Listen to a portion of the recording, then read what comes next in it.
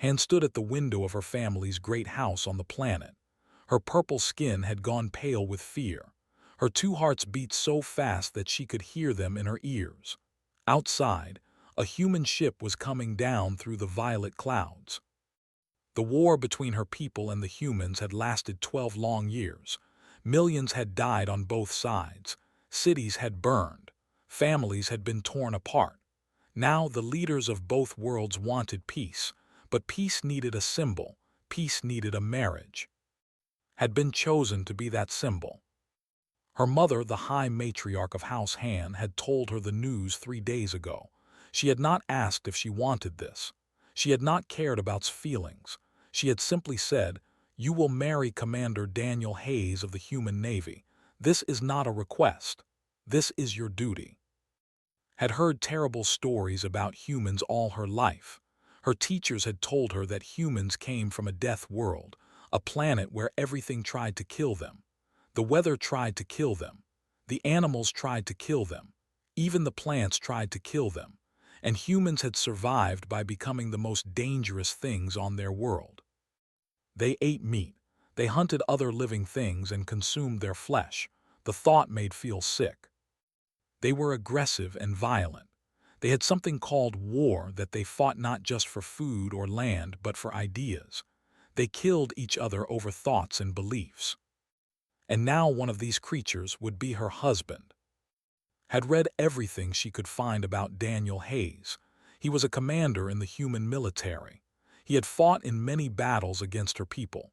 At the Battle of Prime, he had personally led soldiers onto ships. He had killed her people with his own hands. The ship landed on the platform outside, watched as the door opened and the humans walked out. She saw him immediately.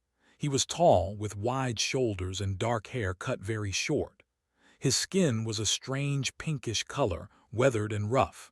He walked like a hunter, his eyes moving constantly, watching everything around him. Their eyes met across the distance. Stepped back from the window. Her whole body was shaking.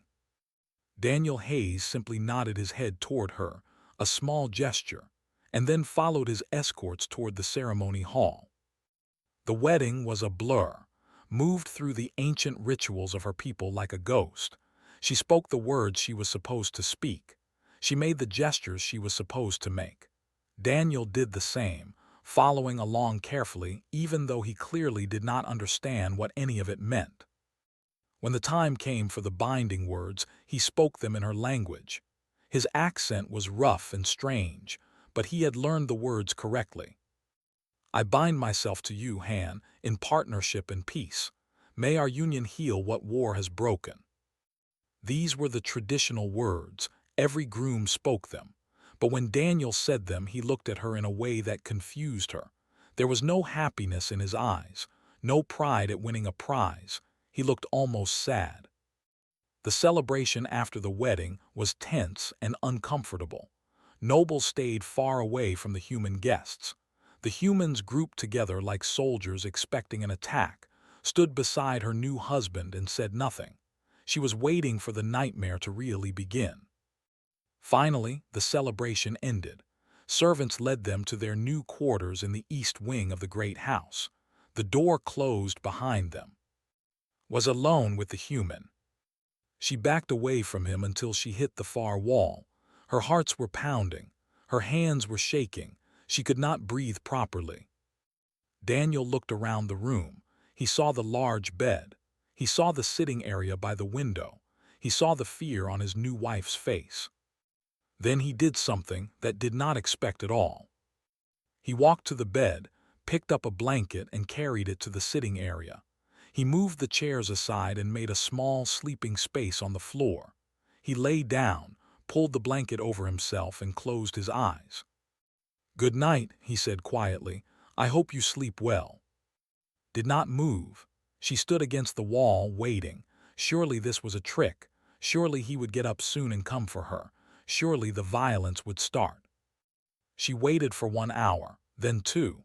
The human did not move. His breathing became slow and steady. He was actually sleeping. Finally moved to the bed. She lay down but did not close her eyes. She watched the human all night, waiting for him to attack. He never did. The next morning, Daniel woke up before the first sun rose. He dressed quietly, being careful not to make noise. He saw that she was awake and nodded politely. "I'll be in the library," he said. "I want to learn more about your world. Please don't feel you need to join me. Take whatever time you need." Then he left. Lay in the bed, staring at the ceiling. Nothing made sense. The human had done nothing she expected. He had not touched her. He had not threatened her. He had not even looked at her with hunger or desire. He had slept on the floor. She got up and walked to the window. The twin suns were rising, painting the crystal towers of the city in shades of gold and pink. It was beautiful but could not enjoy it. She was married to a human, a killer, a monster from a death world. And that monster had given up his bed so she could feel safe. Did not understand. She had been prepared for cruelty. She had been prepared for pain. She had not been prepared for kindness. Maybe it was still a trick. Maybe he was trying to make her trust him before he showed his true nature. Humans were supposed to be clever. They were supposed to be good at fooling their prey. But a small voice in the back of her mind whispered something else. What if the stories were wrong? What if humans were not the monsters her people believed them to be? Push that thought away. It was too dangerous to hope. Hope led to disappointment. Hope led to pain. She would watch and wait. She would be careful. And when Daniel Hayes finally showed his true self, she would be ready. But as the days passed, the true self he showed was not what she expected at all. The first week of their marriage passed in silence and distance. Daniel woke early every morning before the first sun touched the sky. He dressed without making noise, left the room quietly, and did not return until evening. Learned from the servants that he spent all day in the library, studying books about history and culture. He was trying to learn her language properly. He asked questions about her people's customs and traditions. Every night he slept on his makeshift bed by the window. He never complained. He never asked to share her bed. He simply accepted the arrangement as if it was normal. Began to watch him more carefully. She noticed things that surprised her. The meals that came to their room always had two types of food. There was food, made entirely from plants as her people preferred, and there was human food, which usually included meat. But Daniel never touched the meat. He only ate the plant foods, even though knew that humans normally ate flesh. She asked a servant about this. The human requested it himself, the servant told her. He said he did not want to make you uncomfortable. He said he knows that find meat eating disturbing. Did not know what to think about this. He was changing his own eating habits just to make her feel better. Why would a monster do that? On the 8th day of their marriage, Daniel spoke to her for more than a few words. He came back to their room carrying a small package wrapped in blue paper. He set it on the table between them. "I brought you something," he said. "I saw you reading poetry by Han the Elder yesterday. This is a very old collection of his work. I found it in a shop in the market." Stared at the package. "Why?" "Because you seem to enjoy his writing, and because," he paused, thinking about his words, "on Earth we give gifts to show that we care about someone, that we think about them, that they matter to us." "We have a word for that," said slowly. "It means to hold someone in your thoughts." Daniel smiled a little. "Then this is a gift." He left for the library after that. Waited until he was gone before she opened the package. Inside was a beautiful old book, its pages yellow with age but handled with great care. Someone had loved this book very much. A small note fell out when she opened the cover. It was written in, the letters careful but a little clumsy. "I know you did not choose this marriage. I want you to know that I will never force you to be anything you do not want to be. Peace should not cost someone their freedom." Read the note 3 times. Then she sat down on the bed and cried for the first time since her wedding day. That evening, when Daniel returned, she spoke to him properly for the first time. "Why did you agree to this marriage?" she asked. "You are a hero to your people. You could have refused." Daniel put down the reading device he had been using. He looked at her with tired eyes. "I agreed because I have seen enough war," he said. "I have watched good people die, on both sides. I have given orders that sent young soldiers to their deaths. I have killed who were probably just as scared and brave as my own soldiers." He took a deep breath. "If marrying you means that fewer families have to hear that their child is dead, then this is the most important thing I have ever done." Studied his face. "You are not what I expected." "Neither are you," he said with a small smile. "I was told that nobles were cold and cruel. Nobody told me that you organize your books by the color of their covers. Nobody told me that you hum to yourself when you think you are alone." Felt her face turn dark purple with embarrassment. "You notice that?" "I notice everything about you," Daniel said simply. "Not because I am watching an enemy, because you are my wife and I want to understand you. I want to know what makes you happy, what scares you, what you dream about." Nobody had ever said anything like that to before. Her mother saw her as a tool for politics. Her previous suitors had wanted her family's power and money. The servants feared her family too much to really see her. But this human looked at her and saw a person. "I dream about gardens," she heard herself say. "When I was young, before the war, my grandmother took me to the crystal gardens of Han Prime. She told me stories about our ancestors. I dream about going back there someday." Daniel listened without interrupting. When she finished, he nodded. "Then we will go there," he said. "When travel is allowed again, I will ask permission for us to visit. You should see your grandmother's gardens again." Stared at him. "You would do that for me?" Daniel said gently, "I would move the stars for you if I could. But for now I will learn your language, respect your customs, and do everything I can to make you feel safe and valued." That night, for the first time since her wedding, did not lie awake waiting for violence. She lay awake thinking about how wrong she had been about this man. The next few weeks brought more surprises. Daniel continued his studies in the library, but now he shared what he learned with her. He asked her questions about poetry and music. He wanted to understand the deeper meanings, the feelings behind the words. He was clumsy with his pronunciation, and sometimes he got the grammar completely wrong. But he kept trying. He never got frustrated or gave up. Found herself looking forward to their evening conversations. She started teaching him the proper way to say difficult words. She laughed at his mistakes, and he laughed with her. One evening, she realized something that shocked her. She was not afraid of him anymore. Somewhere in the past weeks, without her noticing, her fear had faded away.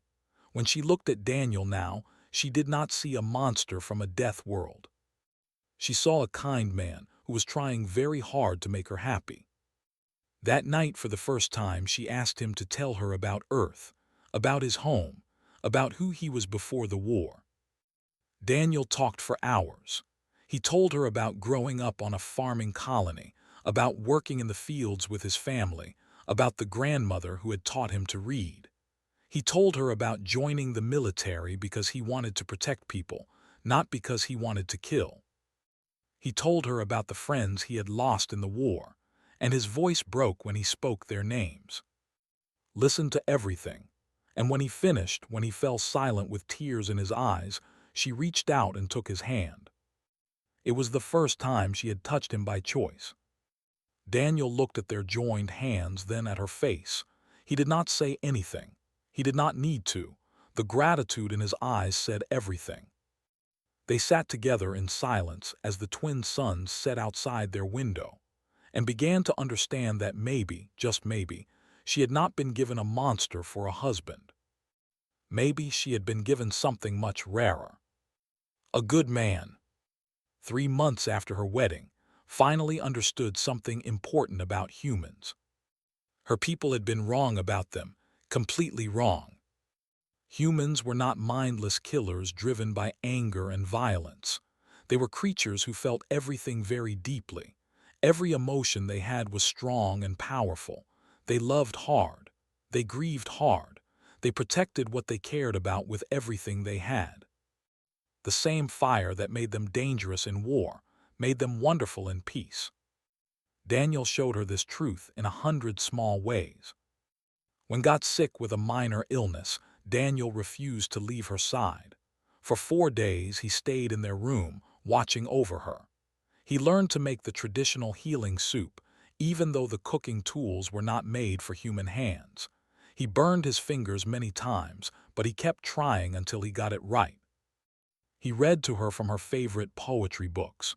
His accent was still not perfect, but it was getting better every day. She fell asleep each night listening to his voice, feeling safer than she had ever felt in her life. When her mother came to visit, things got difficult. The High Matriarch spent the entire dinner talking about. She criticized for not being pregnant yet. She spoke about duty and bloodlines and the future of House Han. She did not seem to care that was uncomfortable. She did not seem to notice that her words were causing pain. Daniel noticed. Halfway through the dinner, he put down his eating tools and spoke directly to the High Matriarch. "With respect," he said, his voice calm but firm, "on Earth, we believe that children should come from love, not from obligation. If and I choose to have children, it will be our choice alone. We will make that decision when we are both ready. Until then, I ask that you speak to my wife with the respect she deserves." Had never seen her mother go silent before. The High Matriarch opened her mouth, then closed it again. She had no response. The rest of the dinner was very quiet. Later that night, confronted Daniel about what he had done. "You should not have said that," she told him. "My mother is very powerful. She could make your life very difficult." "Your mother was hurting you," Daniel replied. "I could see it in your face, in the way you held your shoulders. No political problem is worth watching someone I care about be treated that way." "Someone you care about," repeated. Daniel turned to face her fully. In 3 months of marriage, he had never tried to touch her beyond holding her hand or occasional formal contact at ceremonies. "I have tried very hard to give you space," he said. "I wanted you to decide what this marriage means to you. I did not want to pressure you, but I need to tell you something." He took a deep breath. "I care about you, very much, not because of the treaty, not because of politics, because you are kind and smart and wonderful, because the way you laugh at my terrible pronunciation makes me feel like the luckiest man in the universe." Felt something change inside her. A wall she had built long before she met Daniel, a wall made of fear and stories and years of war, began to fall apart. "Daniel," she said slowly, "why have you never asked to share my bed?" "Because you were afraid of me," he answered honestly. "Because saying yes is not enough. You have to feel safe enough to say yes or no without being scared of what will happen. I wanted you to know, really know, that I would never take anything from you that you did not freely give." Walked across the room. She reached out and took his hand the same way she had done weeks ago, but this time it meant more. "I am not afraid anymore," she said. Daniel's fingers closed gently around hers. "Then tell me what you want." "I want to know you," said. "All of you. Not the commander, not the diplomat. The man who sleeps by the window so I can feel safe. The man who learns poetry in a foreign language to make me smile. Tell me who Daniel really is." They talked through the whole night. Daniel told her about his childhood, about learning to farm, about the stars he used to watch from his family's fields. He told her about the war, about the guilt he carried for surviving when his friends had not. Told him about her own childhood, about being trained to be a political tool from the day she was born, about the loneliness of growing up in a family that saw feelings as weakness. When the first sun rose over the crystal towers they were still talking, still learning about each other, still holding hands. And finally understood why humans had survived their death world. It was not because they were violent or cruel or dangerous. It was because they loved with an intensity that could overcome anything. When humans decided to care about something, nothing in the universe could stop them. They had survived their terrible planet not by being monsters, but by loving each other so fiercely that death itself could not defeat them. And when that love was turned outward, towards someone outside their own kind, it could heal wounds that war had left behind. "I think I love you," whispered as the morning light filled their room. Daniel smiled, and there were tears in his eyes. "I know I love you," he said. "I have loved you since the first week, when you finally laughed at one of my terrible jokes. I have been waiting for you to be ready to hear it." Leaned forward and kissed him. It was awkward at first. Their species kissed differently, and they had to learn each other's ways. But they figured it out together, the same way they had figured out everything else. When they finally pulled apart was crying too. But these were not tears of fear or sadness. These were tears of joy. "I was so afraid," she admitted. "For so long, I thought you would hurt me. I thought you would be cruel. Everything I was taught about humans made me expect a monster." "And what did you find instead?" Daniel asked gently. Touched his face, feeling the strange texture of human skin under her fingers. "I found the kindest person I have ever known," she said. "I found someone who put my comfort before his own from the very first night. Someone who changed his eating habits so I would not be uncomfortable. Someone who stood up to my mother to protect my feelings." She took a shaky breath. "I found someone who makes me want to be brave." Daniel pulled her close and let herself be held. She had spent her whole life being told that depending on someone else was weakness. But in Daniel's arms, she did not feel weak. She felt strong. She felt loved. She felt like she was finally home. Outside their window, the crystal spires of glittered in the morning light. Somewhere out there, two species were still learning to trust each other. It would take time. There would be problems. Old hatred did not die easily. But in one room, in one marriage, peace had already won. And that was a start. The assassin came 6 months after the wedding. Woke in the darkness to the sound of her door sliding open. Before she could understand what was happening, Daniel was already moving. His body seemed to know there was danger before his mind was fully awake. The assassin was. He was dressed in black and carried a molecular blade, a weapon that could cut through almost anything. He had clearly expected to find his target sleeping and helpless. He had not expected Daniel to be awake and ready. What happened next was the most terrifying thing had ever seen. Daniel moved faster than she thought possible. He had no weapon, but he did not need one. He crossed the distance between them in a heartbeat. The assassin tried to swing his blade, but Daniel was already too close. There was a blur of movement, a series of sounds could not identify, and then the assassin was on the floor with his own blade pressed against his throat. The whole thing took maybe 30 seconds. "Who sent you?" Daniel asked. His voice was calm, as if he had just asked about the weather. The assassin laughed.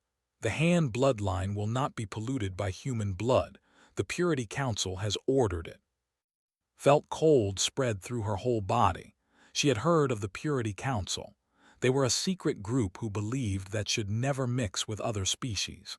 They thought the peace treaty was a betrayal of their heritage. She had always believed they were a small, powerless group. She had been wrong. "They will send others," the assassin continued.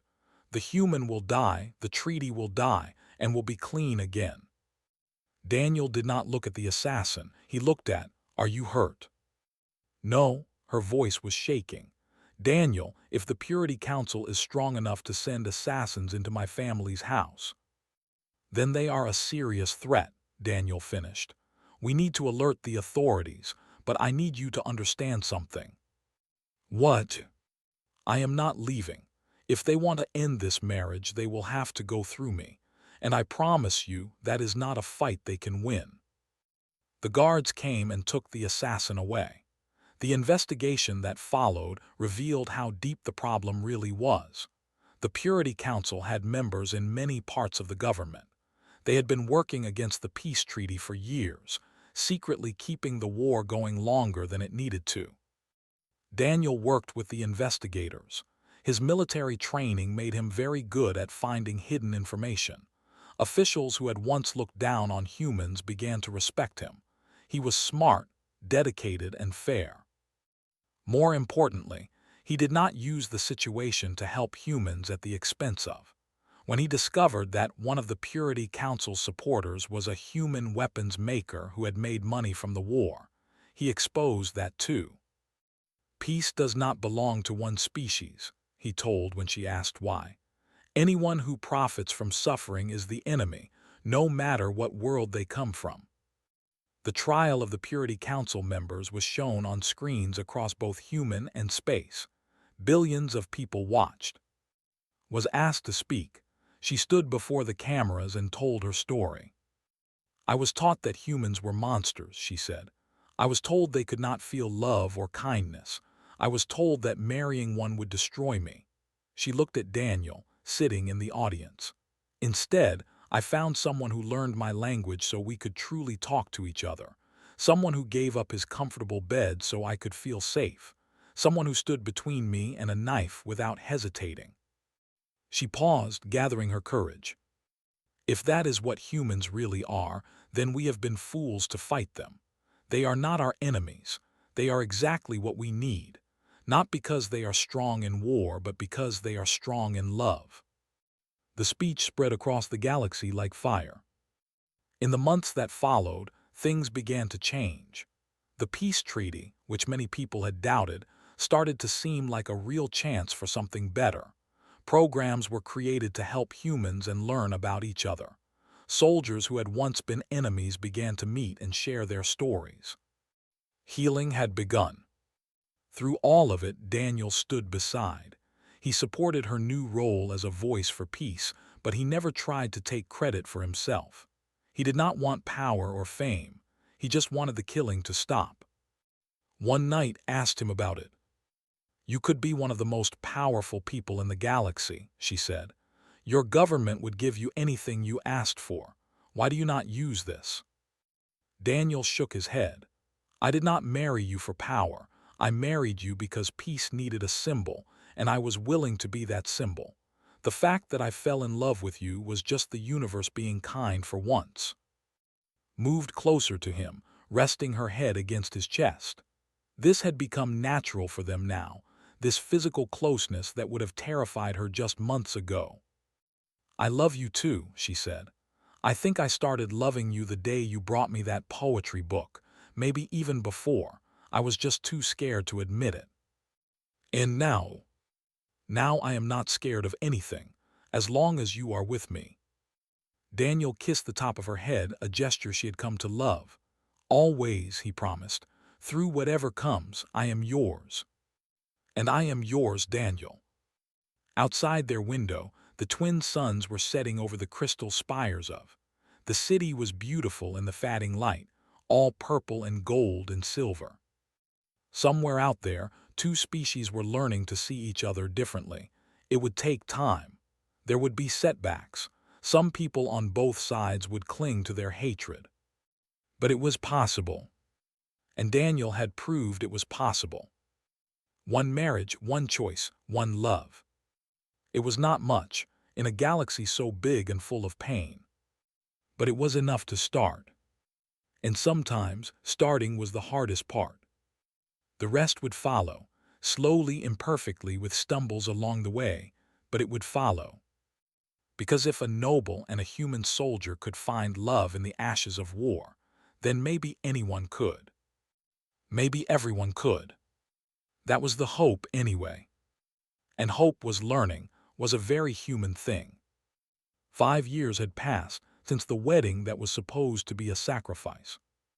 Stood on the balcony of their home on Harmony Station, watching the stars turn slowly past. The station floated in the empty space between and human territory, a symbol of everything the two species had built together. Its design mixed the crystal beauty of art with the practical strength of human engineering. It was the most beautiful thing had ever seen. Daniel came out to join her carrying 2 cups of tea. One was made the way, bitter and strong. One was made the human way, with something sweet added. He handed her the cup and stood beside her, close enough that their arms touched. "The visitors from the outer colonies arrived this morning," he said. "They want to talk about joining the alliance." "Another species seeking peace," said with wonder. "I never imagined it would spread this far." And it had spread far. The success of the human peace had given hope to other worlds. The alliance they had helped create now included 7 different species, and more were asking to join every year. It turned out that the galaxy was tired of war. All it had needed was proof that peace was possible. "Speaking of spreading," Daniel said, and noticed that his voice was a little nervous. He did not get nervous often. "Have you thought more about our conversation from last month?" Smiled. He was talking about children, about creating a new life that would be part and part human, a living bridge between their worlds. "I have," she said.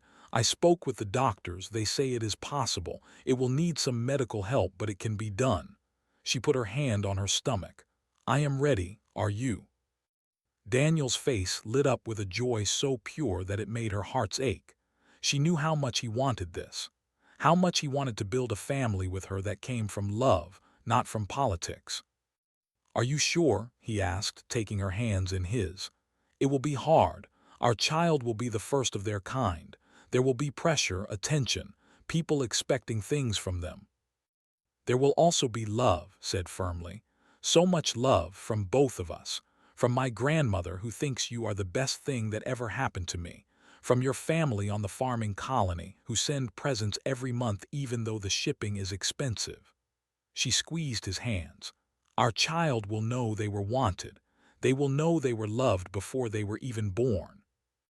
Daniel pulled her into his arms, holding her tight, relaxed into the embrace, feeling safe and warm and home. 5 years ago, she would have been terrified of a human touching her. Now, there was no place she felt safer. "I love you," Daniel said into her hair. "I say it all the time. You probably get tired of hearing it." "Never," said. "I spent my whole life being valued for my family name and political usefulness. I will never get tired of someone loving me for who I really am." They stood together as the stars wheeled past outside. Somewhere out there, ships were traveling between worlds that used to be enemies. Students were learning together. Soldiers were becoming friends. Children were growing up without the fear and hatred that had poisoned the generations before them. It had not been easy. The Purity Council still caused trouble sometimes. There were humans who hated the Alliance. There were who clung to old prejudices. There were other species who did not trust anyone. Peace was not something you achieved and then forgot about. It was something you had to work on every day. But they had proved it could be done. 2 people from opposite sides of a terrible war had chosen love over fear, understanding over hatred, hope over despair. And in doing so, they had changed history. "What are you thinking about?" Daniel asked softly. Considered the question. She thought about the young woman she had been, standing at that window, watching his ship descend, certain she was about to be claimed by a monster. She thought about all the small moments since then, the poetry books, the healing soup, the nights spent talking until morning.